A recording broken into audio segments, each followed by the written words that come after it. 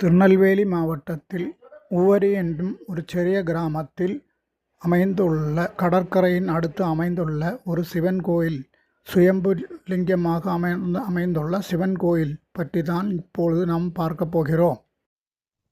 கடற்கரையின் அருகில் அமைந்துள்ள சிவன் கோவில்கள் இரண்டு தான். ஒன்று ராமேஸ்வரம் சிவன் கோயில், இரண்டு உவரி ஸ்ரீ சுயம்புலிங்கநாதர் கோயில்தான்.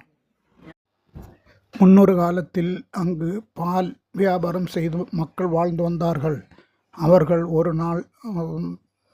நாள் நடந்து போகும் வழியில் கால் தடுக்கி கீழே விழுந்தார்கள்.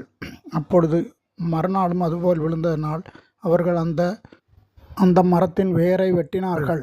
வெட்டும்போது அங்கிருந்து இரத்தம் வந்ததால் மக்கள் பயந்து விட்டார்கள். ஊர் பெரியவர்களிடம் இதன் காரணம் என்ன என்று கேட்டபோது ஊர் பெரியவர்கள் கூறியதாவது, இங்கு ஒரு கோயிலை கட்ட வேண்டும் என்று கூறினார்கள். அதன்படி ஊர் மக்கள் ஓலையால் ஒரு கோவிலை கட்டினார்கள். இது உவரி கோவிலின் ஒரு வரலாறாக கூறப்படுகிறது.